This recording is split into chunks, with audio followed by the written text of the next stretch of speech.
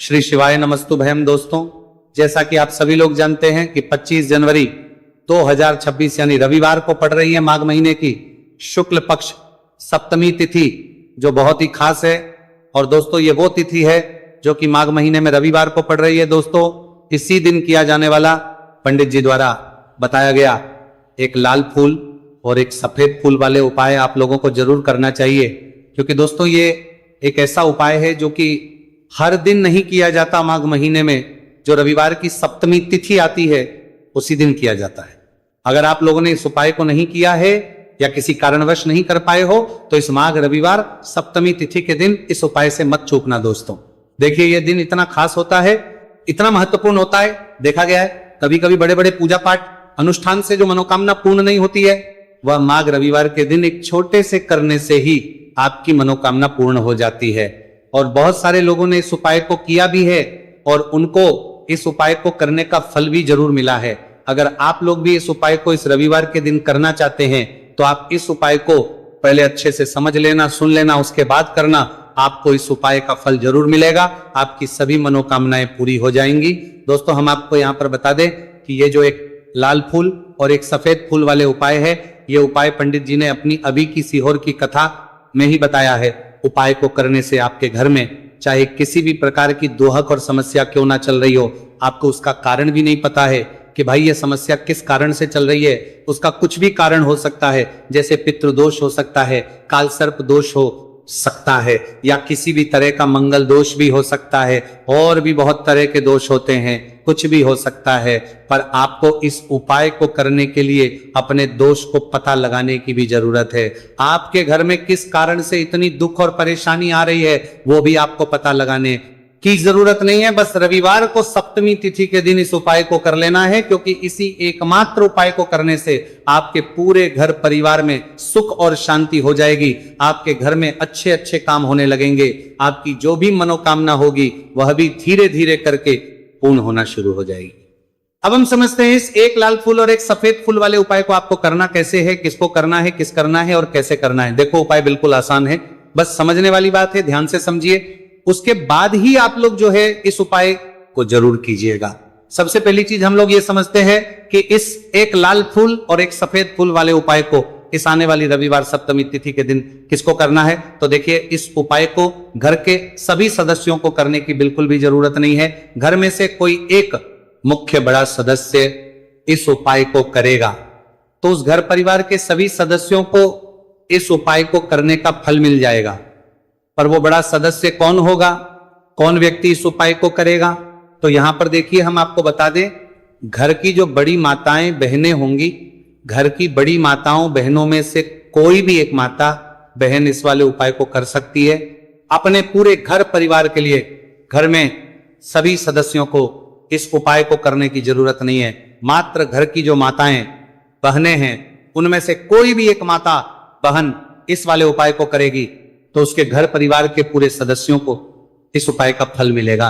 अगर किसी कारणवश माताएं बहनें घर में उपस्थित ना हो या वो इस उपाय को ना कर रही हो, कुछ दिक्कत हो, तो भाई उस जगह पर फिर घर का कोई बड़ा व्यक्ति भी इस उपाय को कर सकता है। माताओं बहनों के कहने का मतलब यह था कि माताएं बहनें घर की लक्ष्मी होती है। जब घर की लक्ष्मी कोई उपाय करती है तो निश्चित ही भगवान शिव जी जल्दी प्रसन्न होते हैं और उपाय का फल में बहुत जल्दी और बहुत बड़ा करके भी यहां पर देते हैं। तो आप लोग ये बात समझ गए होंगे। अब हम ये बात समझते हैं कि इस वाले उपाय को हमें करना किस समय है। एक लाल फूल और एक सफेद फूल वाले उपाय को हमें सप्तमी तिथि के दिन करना किस समय है। तो देखिए, इस उपाय को करने का जो समय है, सुबह का समय भी है और शाम का समय भी है। अब देखिए, यहां पर हम मुख्य रूप से सुबह का समय नहीं बोलेंगे, क्योंकि देखिए ये जो सप्तमी तिथि है, और आप सभी लोग जानते हैं रविवार सप्तमी तिथि के दिन का प्रदोष काल का मतलब शाम का जो समय होता है ना, इस दिन भगवान शिव जी का सबसे प्रिय दिन होता है। तो आप लोग इसे एक लाल फूल एक सफेद फूल वाले उपाय को सुबह के समय भी कर सकते हो और शाम के समय प्रदोष काल में भी कर सकते हो। सुबह के समय अगर कर रहे हो तो 10 या फिर 11 बजे तक भी अगर उपाय करोगे तो भी आपको उपाय का फल मिलेगा। वही अगर शाम के समय कर रहे हो तो इस दिन जरूर शाम के समय का ध्यान रखना। कि शाम के 6 बजे से लेकर 7 बजे के बीच में अगर आप इस उपाय को कर सकते हो तो बिल्कुल कर लेना, पूरी कोशिश करना। पर अगर किसी कारणवश इस समय के बीच में ना कर पाओ तो रात 8 बजे तक भी अगर आप उपाय को करोगे तो आपको उपाय का फल जरूर मिलेगा। ये बात आपको समझ आ गई कि आप इस उपाय को सुबह और शाम दोनों समय कर सकते हो। मतलब करना आपको एक ही समय है, घर में से किसी एक ही बड़े व्यक्ति को करना है, एक ही बार इस उपाय को करना है, दोनों समय नहीं करना है। आपको जो समय अच्छा लगे आप उस समय पर इस वाले उपाय को कर सकते हैं। तो चलिए जानते हैं इन विशेष उपायों के बारे में। लेकिन उससे पहले जो भी मेरे भाई मेरी प्यारी बहनें आज चैनल पर पहली बार आए हैं या मेरी आवाज आज पहली बार सुन रहे हैं, अगर आप भी महादेव के सच्चे भक्त हैं तो वीडियो को लाइक और चैनल को सब्सक्राइब जरूर कर लें और कमेंट बॉक्स में लिखें हर हर महादेव। देखो, अब सबसे पहली बात आती है कि इस उपाय को हमें करना किस लिए है। जैसा कि हमने अभी आपसे बोला कि इस उपाय को करने के बाद आपके जीवन में बहुत सारी खुशियां आएंगी, आपकी मनोकामनाएं पूर्ण होंगी, आपकी धन की समस्या दूर होगी, आपकी पैसों की समस्या दूर होगी।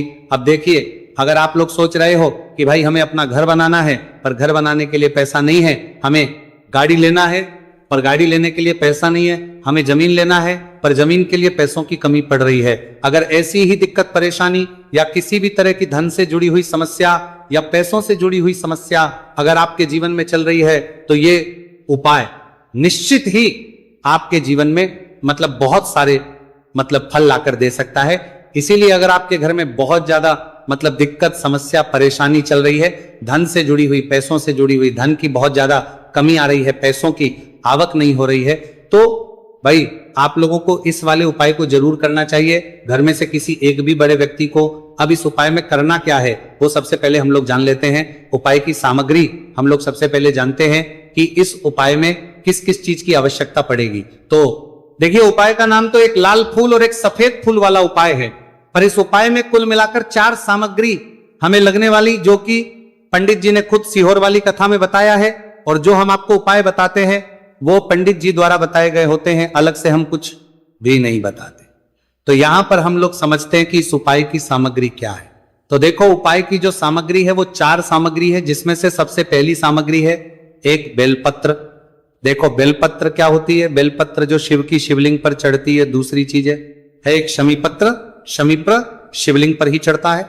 तीसरी चीज है दोस्तों एक लाल फूल, उपाय का नाम है। तो एक यहां पर आपको लाल फूल लेना है। अब ये लाल फूल कौन सा लेना है? देखो, शिवलिंग के ऊपर जो लाल फूल चढ़ता हो उनमें से कोई भी एक लाल फूल पसंद कर लेना और वो कहीं से तोड़कर या कहीं से खरीद कर लेकर आना और उस लाल फूल को उपाय में प्रयोग कर लेना। उसके बाद में एक सफेद फूल का विशेष रूप से ध्यान रखना, जो सफेद फूल शिवलिंग पर चढ़ता हो सिर्फ वही सफेद फूल लेकर आना, इसके अलावा कुछ मत लेकर आना, लेकिन केतकी का मत लेना। तो एक एक मात्रा में ही आपको ये चारों सामग्री चाहिए, एक बेलपत्र, एक शमीपत्र, एक लाल फूल और एक सफेद फूल। ये चारों सामग्री आप लोग तैयार करके रख लें। प्रदोष काल में या सुबह के समय जब भी आप इस उपाय को कर रहे हैं, जैसे ही आपके उपाय की सामग्री तैयार हो जाती है तो क्या हम सीधा उपाय को करने के लिए इन चारों सामग्री को मतलब उपाय करने के लिए जा सकते हैं। नहीं तो यहां पर आपको इस बात का ध्यान रखना है कि हम भगवान शिव जी को प्रसन्न करने के लिए तो जा रहे हैं, हम अपनी मनोकामना को पूर्ण करवाने के लिए तो जा रहे हैं, पर हमें यह दर्शाना बिल्कुल भी नहीं है कि हम सिर्फ अपने फायदे के लिए भगवान शिव जी के मंदिर में आए हैं। इसलिए हम इस उपाय को करने के साथ साथ में भगवान शिव जी की पूजन अर्चना के लिए कुछ सामग्री भी जरूर लेकर जाएंगे। जैसे कि सुबह समय अगर आप उपाय को कर रहे हो, इसे एक लाल फूल और एक सफेद फूल वाले उपाय को तो भाई सुबह के समय आपको एक लोटा जल लेकर जाना है। जो लोग प्रतिदिन शिव जी के मंदिर जाते हैं, पूजन अर्चना करते हैं, जल चढ़ाते हैं, फूल बेल पत्र सब कुछ चढ़ाते हैं, भाई वो अपनी पूजन अर्चना वैसी की वैसी ही करना। बाकी जो सिर्फ उपाय को करने के लिए जा रहा है, जो कुछ भी लेकर नहीं जा रहा है, उसे कम से कम एक लोटा जल अपने घर से भरकर लेकर जाना। अगर आप उपाय को कर रहे हो, है ना, क्योंकि इस वाले उपाय को आप भगवान शिव जी की पूजन अर्चना करने के बाद ही करना। वहीं अगर बात करें शाम के समय की, अगर कोई व्यक्ति शाम के समय प्रदोष काल में इस वाले उपाय को कर रहा है तो भाई आपको मात्र एक घी का दीपक तैयार करना है। ये बात हम हमेशा बोलते हैं, शाम के समय प्रदोष काल में कोई कर रहे हो ना तो दीपक का विशेष महत्व होता है।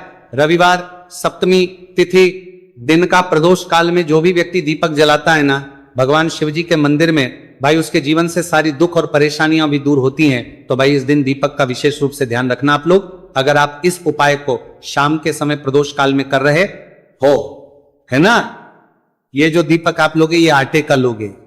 जो आटा आप गूंद दोगे